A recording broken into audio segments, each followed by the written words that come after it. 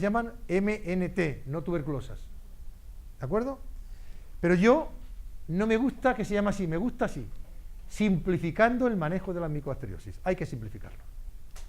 Ustedes, me imagino, que los que se han enfrentado a este problema tienen la cabeza muy liada, lo que me pasaba a mí también en su tiempo, ¿de acuerdo? Lo primero sería la historia. Los primeros casos se describen en la década de los 40 a los 50 y se confundían con hongos. Por eso el nombre micobacterias, bacterias que se parecen a hongos, ¿de acuerdo? Micobacterias, mico es hongo, ¿no? Estas son las primeras publicaciones que hay sobre ellos. En los años, miren ustedes aquí, estamos viendo reporte de dos casos, 1953, 55, 53. Desde el principio, como en esta vida hay pasionales para todo, todos eran lo mismo, eran pacientes que tenían lesiones crónicas pulmonares, ¿de acuerdo?, que no iban bien con cualquier tratamiento, ¿de acuerdo?, y que seguían siempre expectorando bacilos por los esputos. Por eso miren cómo lo llama aquí, se pone infección humana con organismos ácido-alcohol atípicos. Aquí ya le metían el mundo de las micobacterias, lo mismo. Y como en esta vida siempre hay gustos para todo y pasionales para todo, pues miren, este señor, les presento al señor Runyon, o Runyon, como le quieran conocer, porque es el padre de todas las micobacterias. Runyon, miren lo que escribe aquí en el año 1965, pero ya en el año 1951 hizo una clasificación que desde un punto de vista de decisiones clínicas todavía hoy día vale. La clasificación de Runyon. Él hablaba del Leprae, del Ulceran, del Marinum, del Kansasi, del Avium, del Batel y todo, bla, bla, bla. Las escotocromógenas, bla. ¿Qué diríamos de las micobacterias? Primero, esto lo dijo Runyon. Esta es la clasificación de Runyon. Decía que había algunas que crecían muy lentas.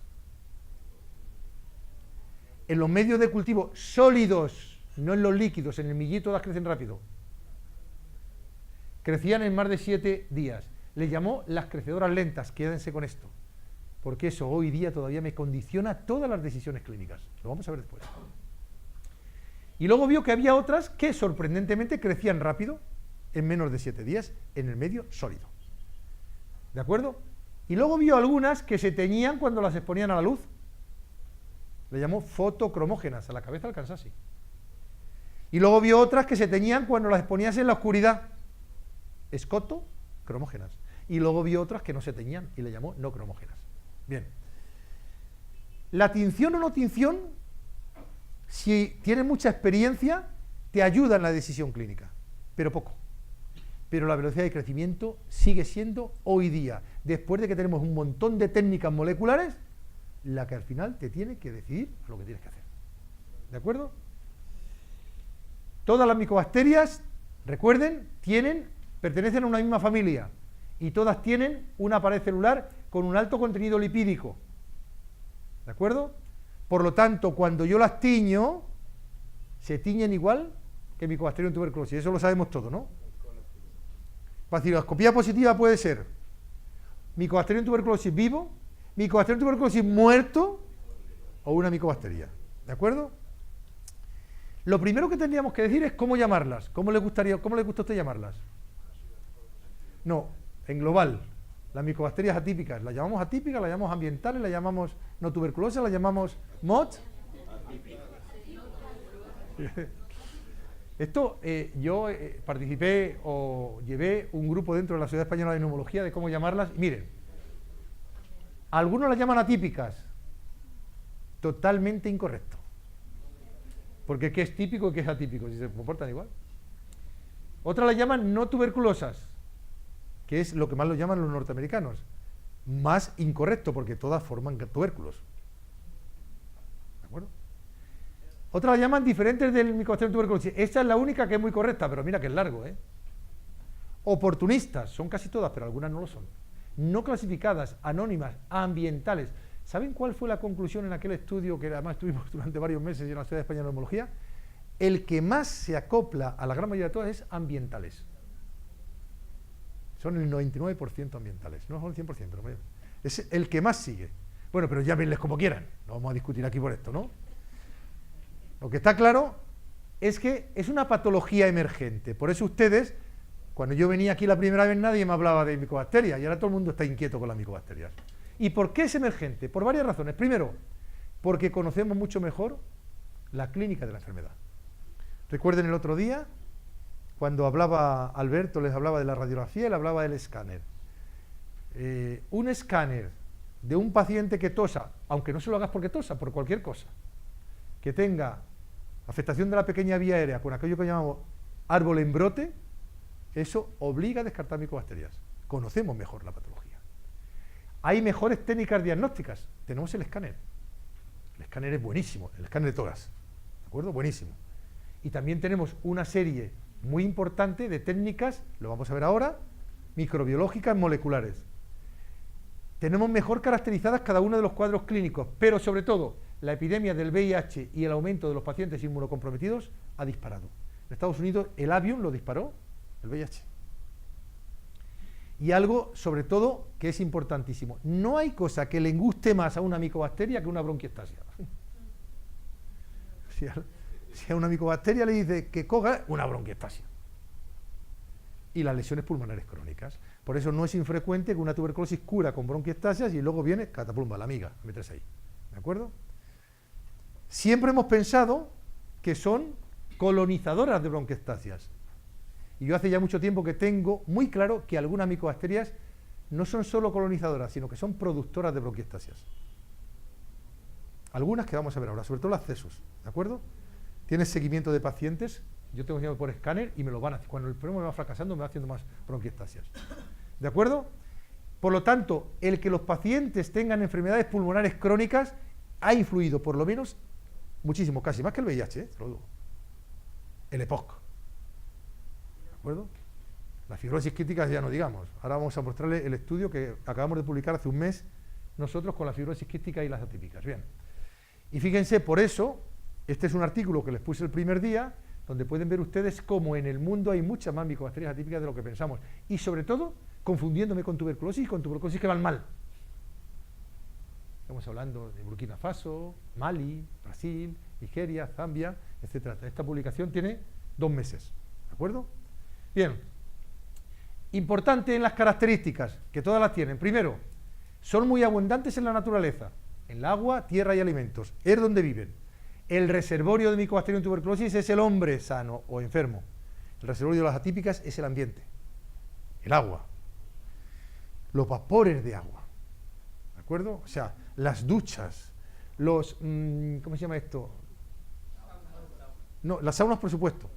Pero las saunas dan unos cuadros que vamos a ver ahora. ¿Cómo se llaman? Donde tienes poco agua, ahora dice acondicionado, donde tienes poco agua, los depósitos de agua que están en arriba en las terrazas, para que no nos falte el agua. La reserva de agua. Y ahí está la micobacteria a gustito, con su calorcito, bla, bla, y venga, y luego viene la ducha y pataplumba, ¿sabes? O sea, eso es lo que, donde lo tenemos, ¿no? Pueden contaminar las muestras clínicas. Tengan cuidado. Porque, por ejemplo, como están en el agua, si el laboratorio, yo sé que eso no ocurre ya casi nunca, pero antes pasaba, ¿eh? El grifo con el que lavaban las placas están a veces contaminados por micobacterias. Luego te pueden contaminar. No se transmiten de persona a persona. O sea, todavía hoy día no se han demostrado que haya complejos primarios en el pulmón para que por ahí diseminen. Pero esto cada vez lo ponemos más en entredicho. ¿Saben dónde lo ponemos en entredicho? Usted que ha hablado de ellos, en la fibrosis quística. O sea, se empiezan a describir brotes de micobacteriosis en lugares donde están los de fibrosis quística. Y tienen que ver sobre todo con las espirometrías. Y llega el otro y como no le cambien bien, ahí están todas las micobacterias. ¿De acuerdo? O sea que entonces, la transmisión persona a persona, como el concepto que tenemos de tuberculosis, de que yo toso y te transmito, puede que no. Pero cada vez se empiezan a describir un poquitín más. ¿De acuerdo? Es un tema interesante. Bien, seguimos. No se le reconoce, como he dicho antes, infección primaria pulmonar, con diseminación hematógena linfática. Pueden ser patógenos oportunistas, la mayoría son sapróficas. La distribución geográfica es muy variable, son caprichosas. Tú mira, en el sudeste de Estados Unidos es el Kansasi y en el sudoeste de Estados Unidos es el avión. En España, en Cataluña, el Senopi, no sé por qué está ahí el Senopi. ¿De acuerdo? En el norte de España, el Sulgai, y yo estoy hasta arriba de Simiae. Cuando investigas el Simiae, que lo vamos a ver ahora, que es mi micobacteria más importante, por desgracia, porque es una micobacteria difícil de abordar, ¿de acuerdo? El Simiae, te das cuenta que Simiae hay en Texas, ¿de acuerdo? En Cuba, en Israel y en Las Palmas. Son caprichosas. Yo tengo mis explicaciones, que luego las podemos ver. Y frecuentemente son resistentes a los fármacos antituberculosos, ¿de acuerdo? Por lo tanto, son tuberculosis que no mejoran en absoluto. Hay más de 160 descritas y más de 60 pueden causar enfermedad en humanos. Vamos a ir viendo la más importante. Diferentes especies causan diferentes síndromes clínicos. Como hemos dicho antes, muy asociadas al VIH y a las enfermedades pulmonares crónicas. El tratamiento frente a la tuberculosis no es efectivo y esto quizás es lo más importante. Lamentablemente, el tratamiento que hoy día le estamos dando a casi todos los enfermos se basa tan solo en 5 micobacterias. La experiencia que hay con Avium, Kansasi, Malmoense, Xenopi y Accesus. ¿Y saben por qué? Porque estas, Avium, Kansasi, Malmoense y Xenopi, son las que afectan a los británicos, que son los únicos que se han preocupado de hacer ensayos clínicos randomizados. Entonces, todo lo demás lo vamos a extrapolar de estas. Afortunadamente tenemos de Accesus, ¿vale? Por lo tanto, hay que simplificar su manejo. Si ustedes ahora mismo se ponen a cada micobacteria quererle ver qué tratamiento, qué diagnóstico, pues ya le digo yo, tómense un antidepresivo y váyase para casita, ¿no? Porque al final muy probablemente lo van a hacer mal, ¿eh? Vamos con un caso clínico, real.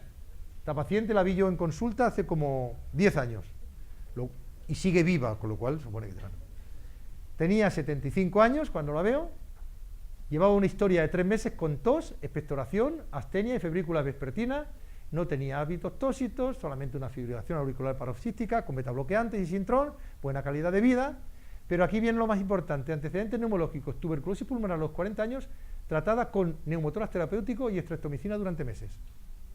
Miren la radiografía, ¿la pueden ver aquí? Tiene más calcio en las pleuras que en la clavícula. Supone que lleva ahí 40 años o 50 años.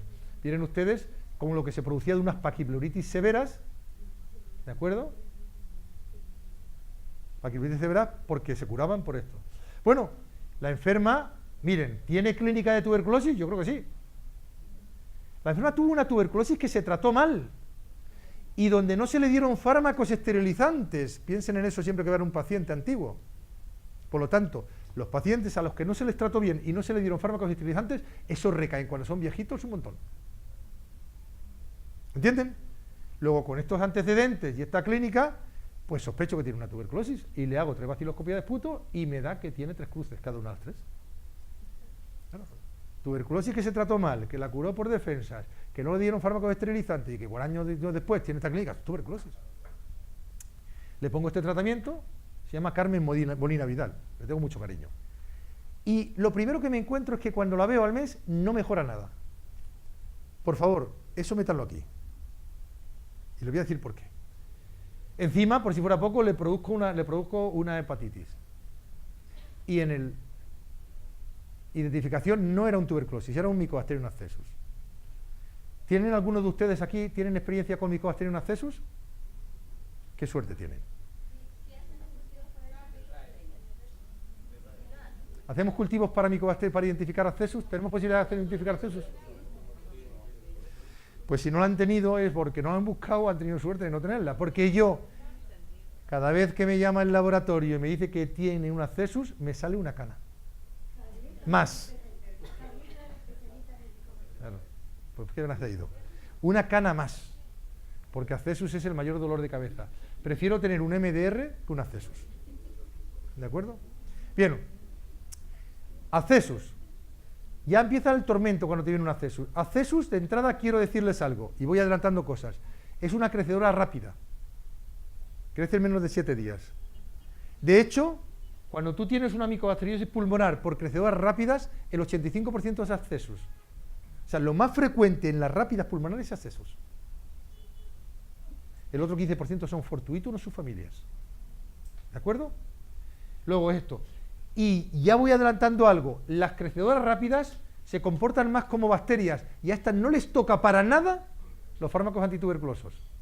Por eso cuando tú a un paciente con una micobacteriosis no te ha mejorado nada, probablemente hay una rápida.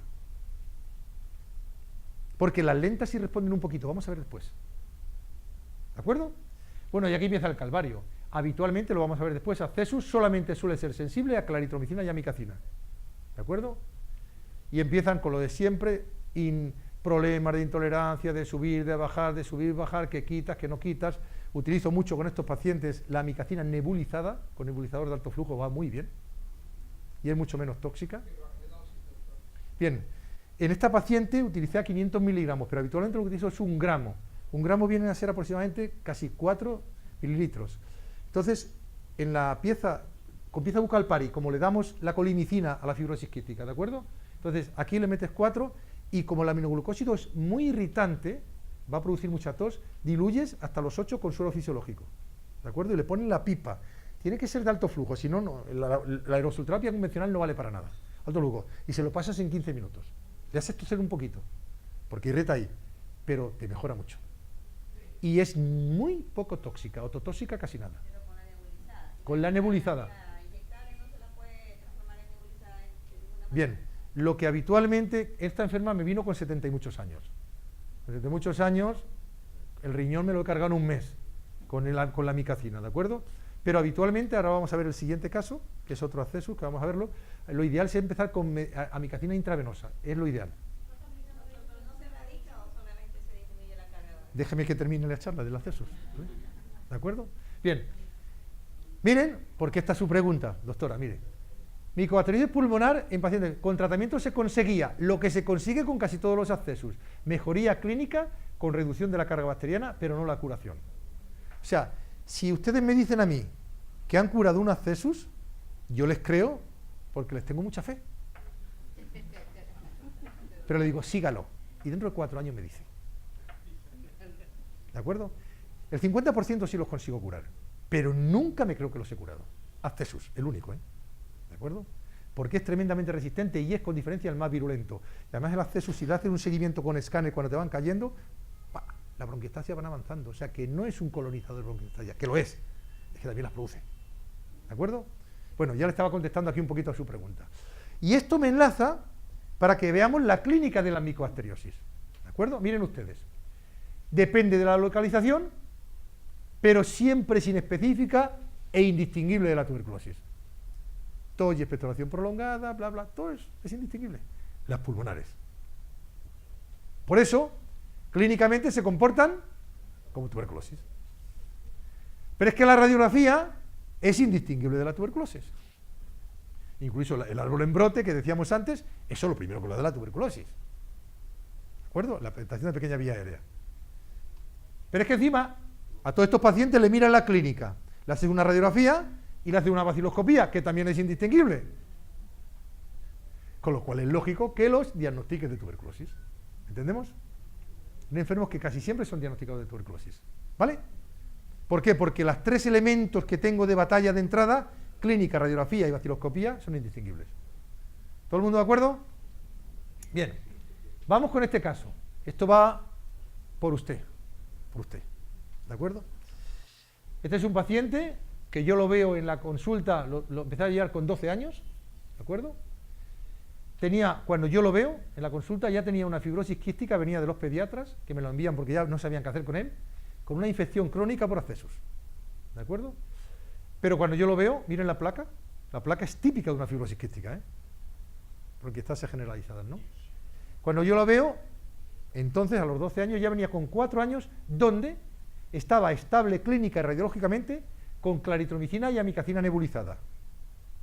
Pero siempre con vaciloscopías positivas, nunca consiguieron negativizarse.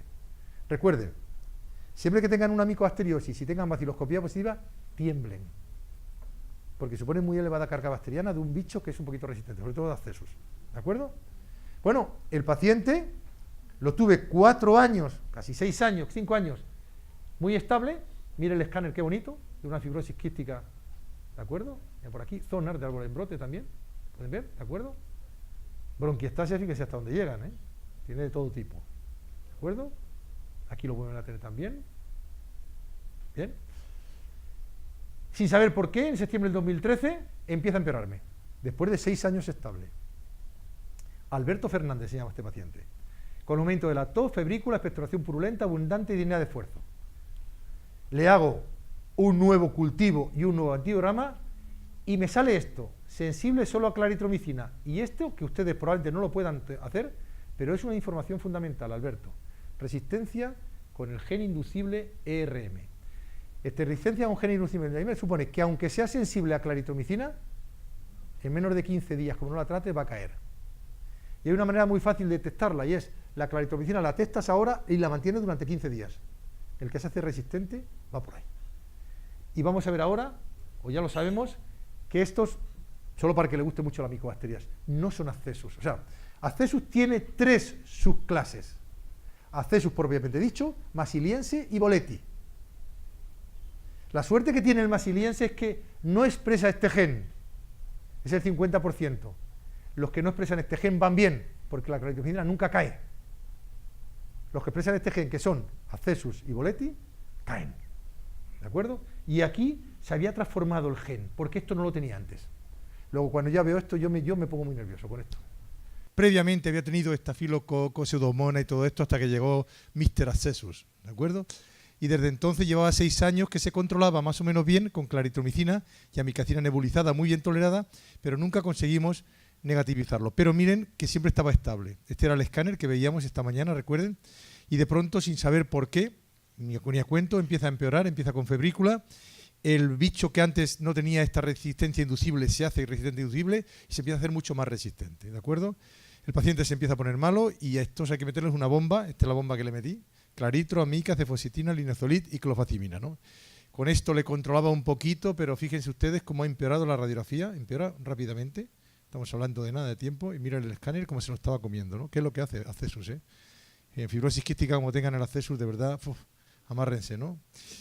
Bueno, esto cuando pasa con esto con Accessus no tiene ninguna posibilidad que no sea el trasplante, ¿de acuerdo? Y los centros trasplantadores en todo el mundo no quieren trasplantar el Accessus, dicen que van mal, ¿de acuerdo?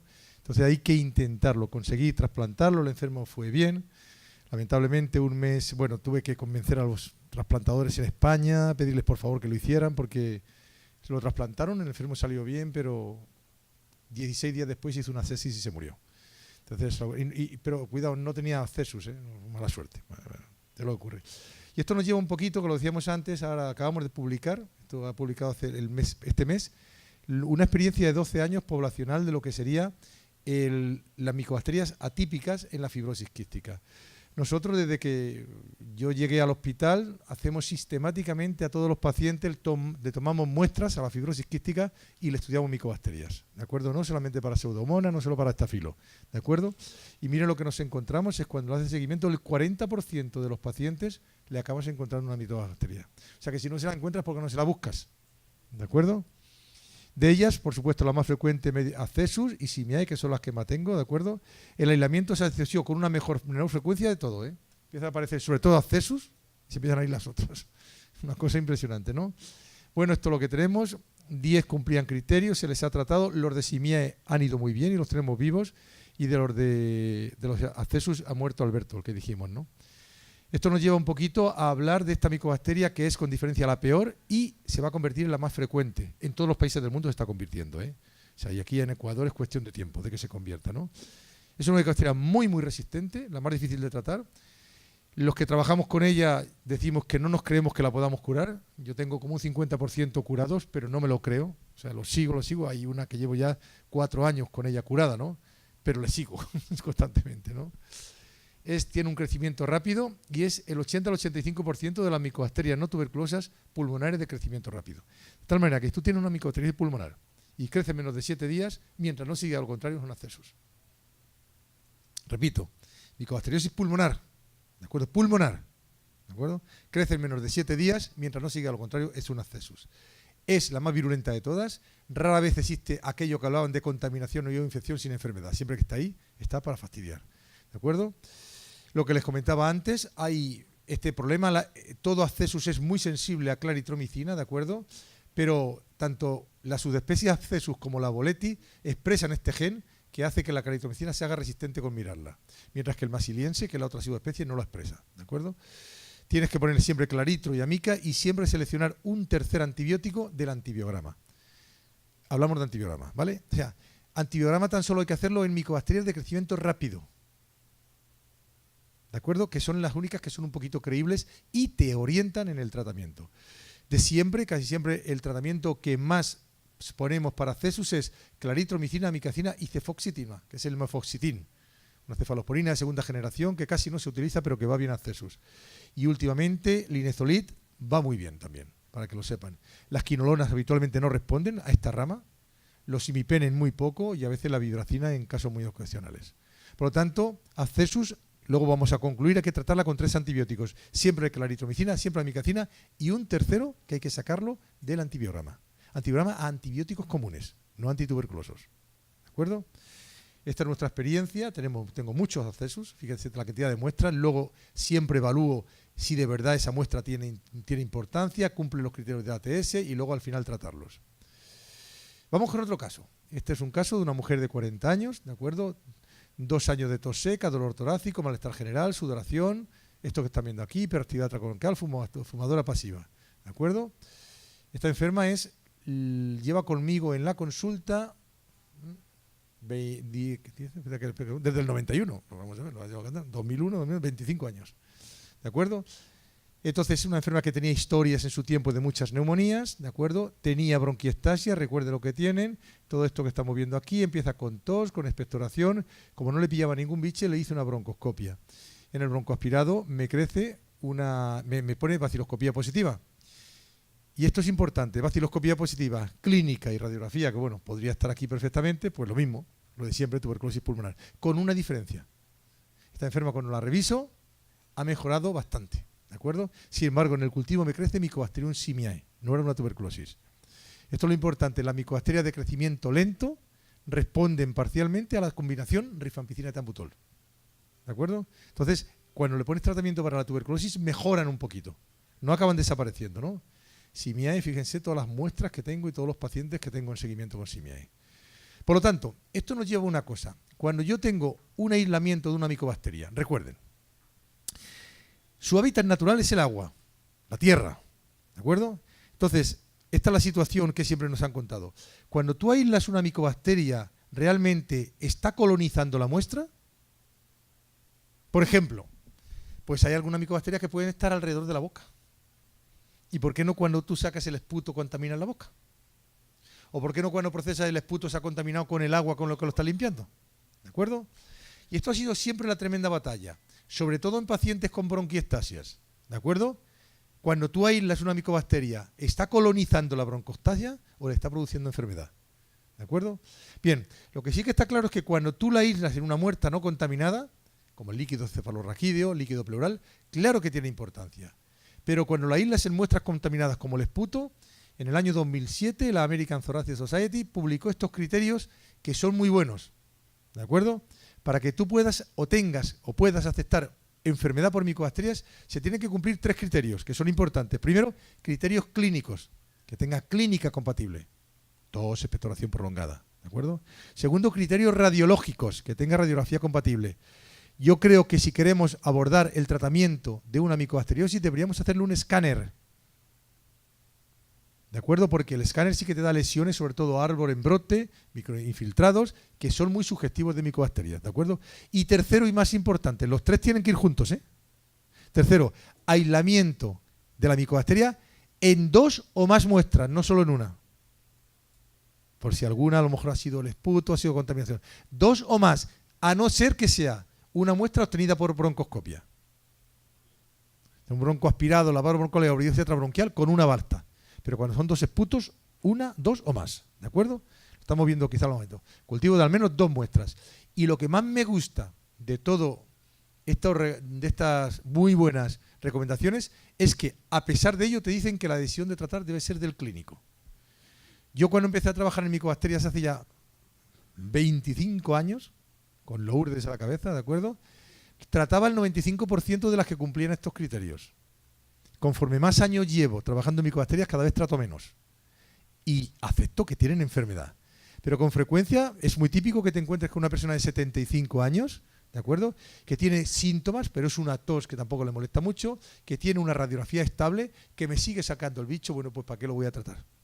Ahora, si veo que hay un empeoramiento, claro, clínico, radiológico, lo trato.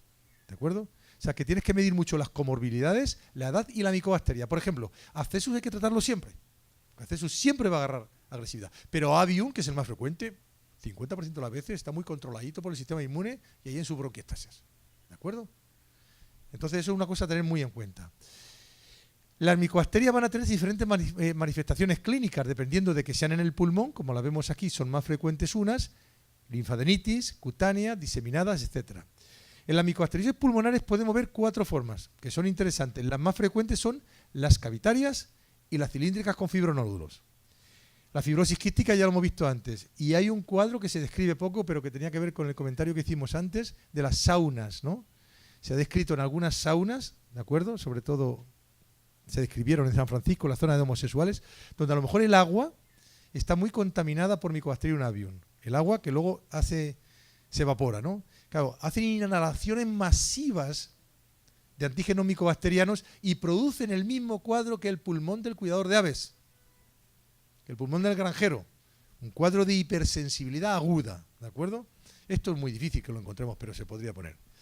Y que sepan que nosotros estamos con las pulmonares, pero cuando ustedes empiecen a dedicarse a las micobacterias, como es una enfermedad que no es fácil de tratar y que es un poquito complicada, le van a llegar todas. Y que sepan, por ejemplo, todas las lesiones que puede dar. Estos son todos enfermos míos, afectos de micobacterias, bronquiectasia, siempre bronquiectasia, ahora en brote, lo mismo perfectamente.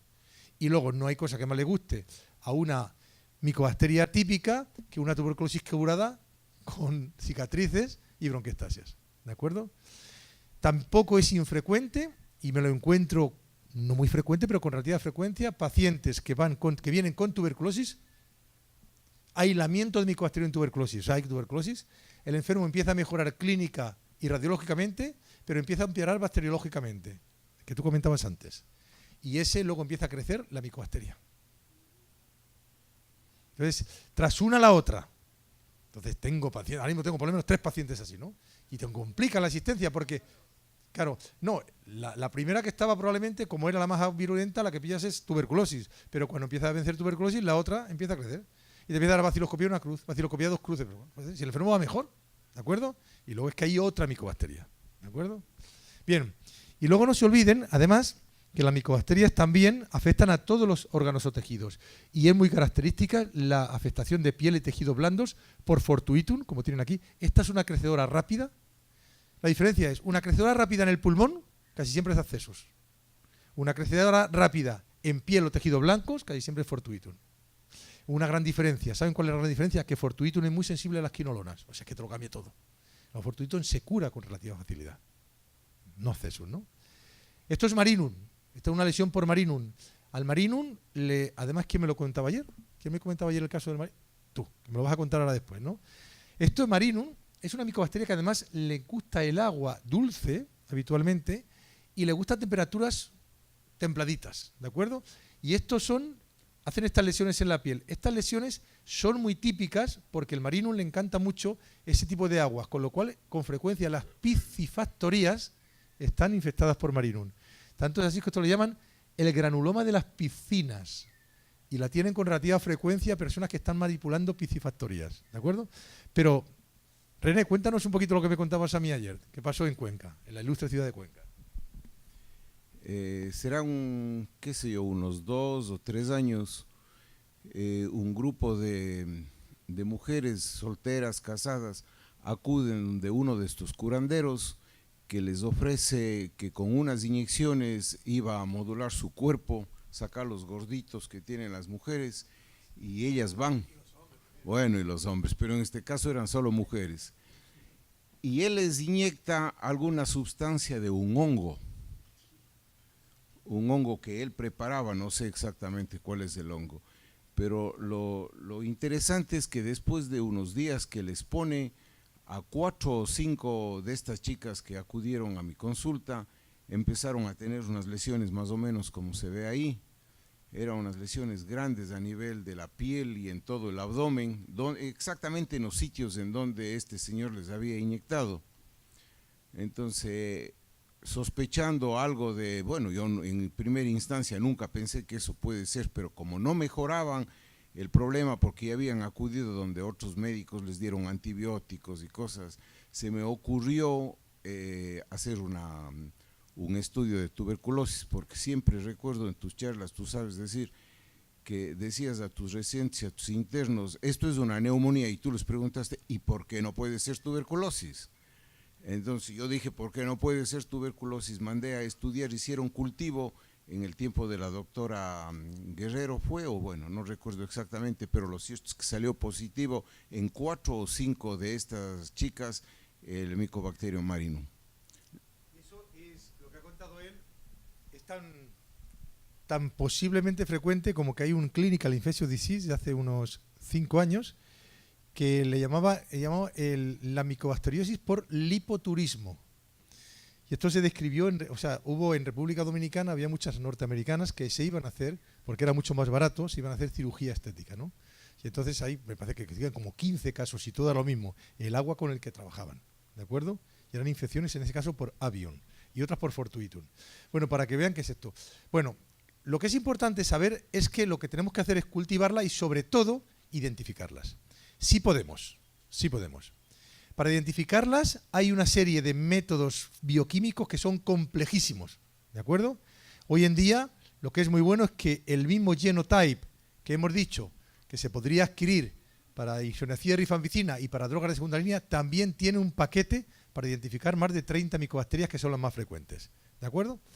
Pero esto de la identificación, voy a decirles después que tiene mucha importancia, pero no tanto. El apellido no tiene tanta importancia, lo vamos a ver después. Lo que sí que está claro, por lo tanto, es que si siempre hemos pensado, y a veces es un error, que habría que hacerle un antibiograma a las micobacterias. Bien, eso sí que hay que hacerlo en las de crecimiento rápido, en las de menos de 7 días. Porque además hay que hacerlo a antibióticos convencionales. Aquí, en estas de crecimiento rápido, sí que son bastante creíbles clínicamente, no 100%. Pero te deben orientar en el tratamiento a dar, en las rápidas. Pero en las lentas es un tremendo error hacerle un antibiograma.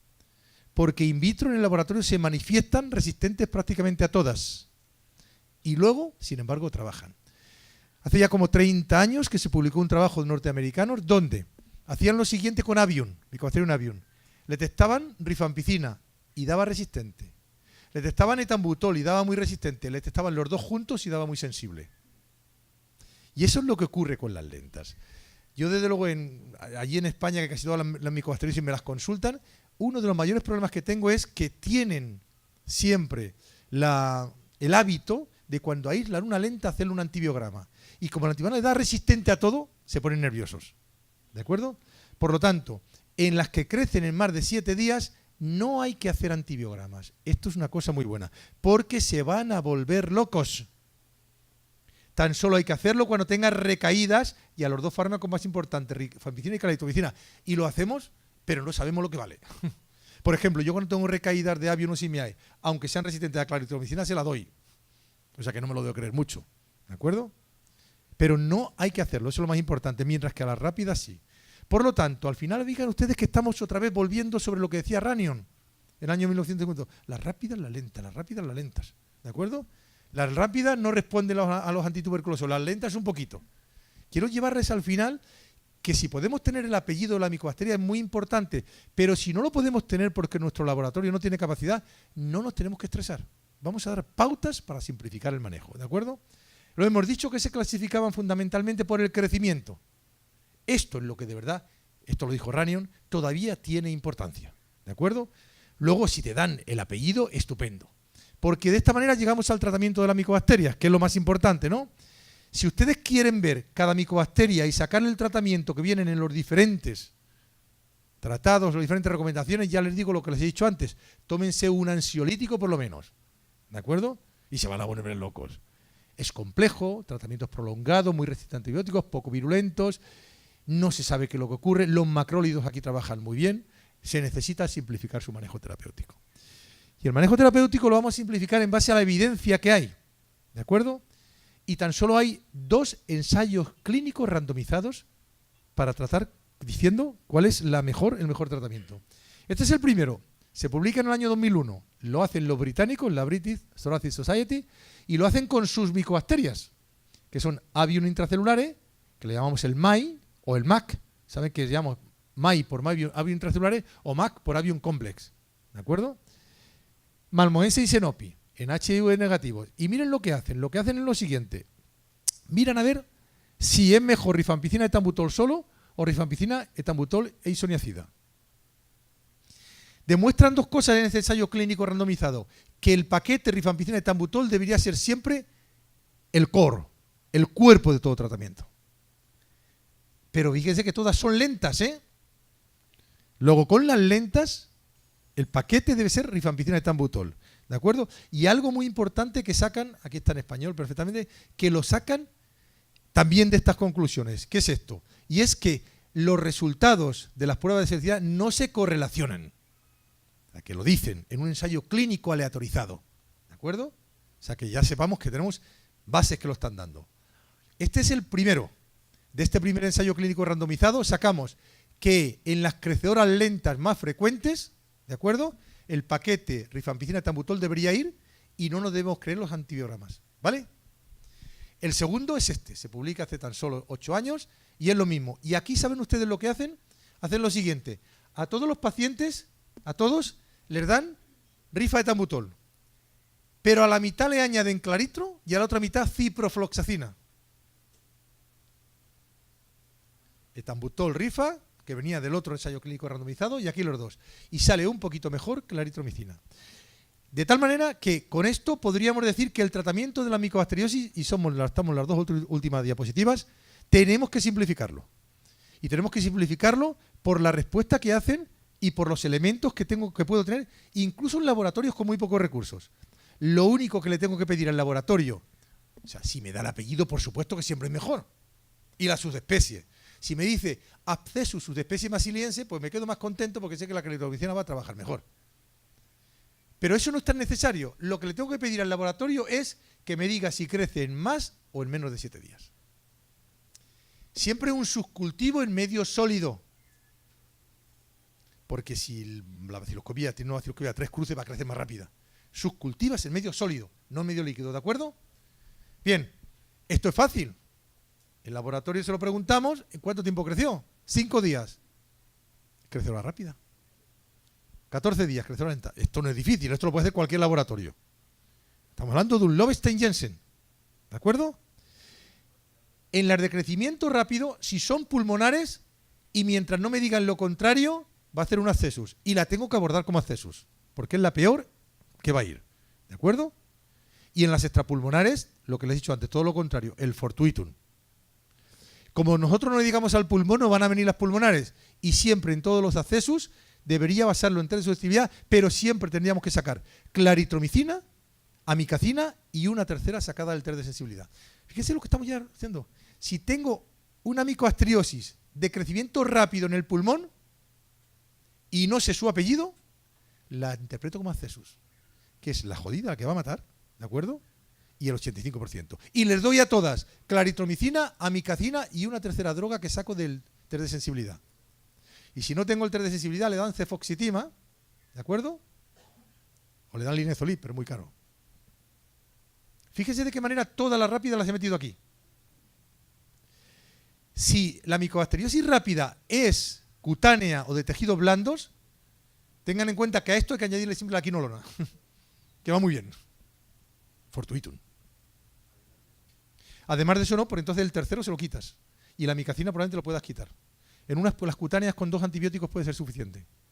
En las pulmonares, crecen en menos de 7 días, siempre pensamos en lo peor, que es lo más frecuente, que es Abscesus.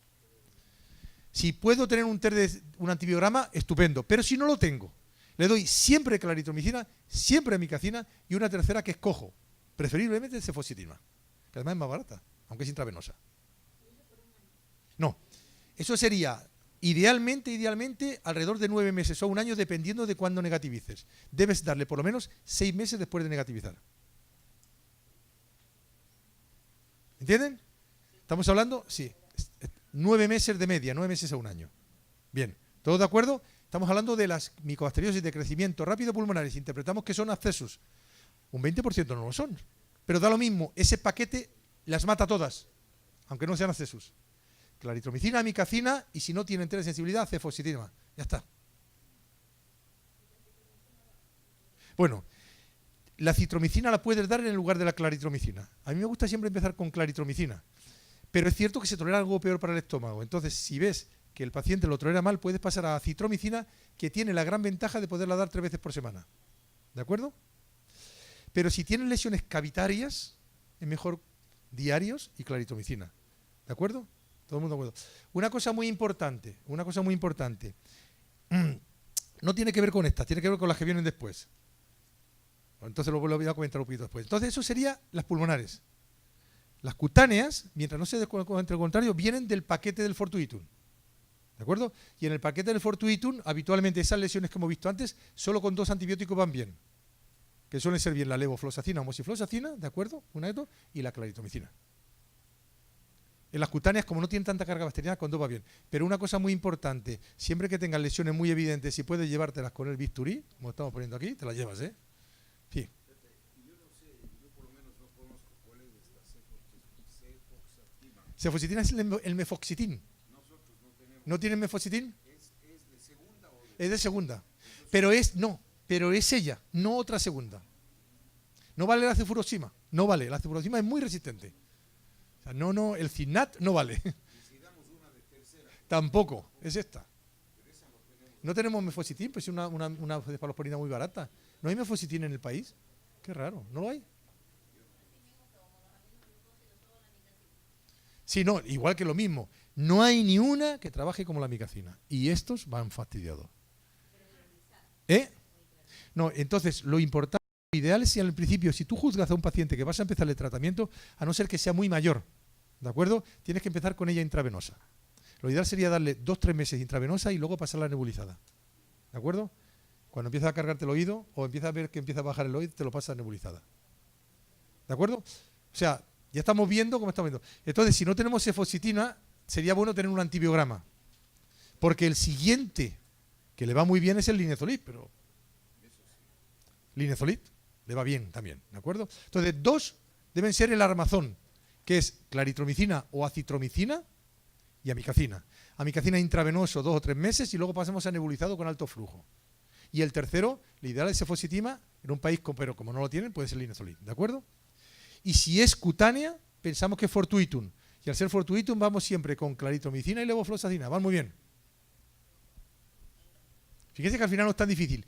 Y aquí tienen ustedes los poquitos artículos que se han puesto aerosolizados los aminoglucósidos, ¿no? Hay muy poco, pero lo ponemos. Y luego después, miren ustedes, lo siguiente. El siguiente es si crecen lentas. ¿De acuerdo? Si crecen lentas, que son en más de 7 días, es cierto que el Kanzashi responde un poquito a isoniazida. ¿De acuerdo? Es cierto que otras responden no hace cuánto, pero todas responden a esto. 18 meses con claritromicina, rifampicina y etambutol para todas. Mira, el Kanzashi responde, pero también responde a claritro. Entonces, ¿para qué quiero saber más? Si sé más, es por supuesto, o sea, la sabiduría siempre es buena. Pero si no me da igual. Entonces, lo que yo le tengo que pedir al laboratorio, si el laboratorio no me puede, mientras me mete el genotype, que me identifique el tiempo que tarda en crecer en un medio sólido. Menos de 5 días, depende de si es pulmonar o cutánea. Si es pulmonar es accesus y la abordo siempre igual.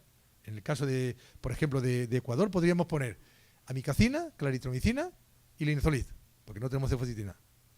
Si es cutánea, pensamos que es, mientras no se demuestre lo contrario, un fortuitum, claritro y levo. ¿De acuerdo?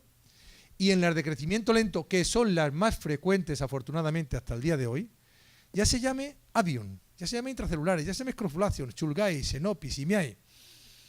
Todas responden a esta asociación. Cuando tenemos en las... Bueno, en primer lugar, en esta paciente sí, ese esquema le curó, o le curó bacteriológicamente, ¿de acuerdo? Pero por poco tiempo. Claro. Pero vale, si ese esquema le curó, hay que pensar que fue eficaz. Entonces puedes irte con este esquema o reforzarlo. O como siempre, la ley micobacteriana siempre es la misma, nunca añadas un solo antibiótico. A lo mismo. Tenemos otros 2 que se pueden añadir perfectamente y que van bien en las lentas, y que yo los llamo fármacos de rescate. ¿De acuerdo? De nuevo serían los aminoglucósidos. Aquí se ha descrito que la estreptomicina sí va bien, en las lentas. ¿De acuerdo? Y luego están las quinolonas. Las quinolonas van muy bien. Entonces, ¿qué haríamos con ese paciente? Pues depende de cómo esté. ¿De acuerdo? A lo mejor le podemos quitar una y meterle 2 nuevas. ¿De acuerdo? A lo mejor ver cómo él estaba tolerándolas previamente. Pero a lo mejor tiene, por ejemplo, tienes claritromicina, rifampicina y etambutol, a lo mejor quitamos etambutol, metemos estreptomicina unos meses y moxifloxacina.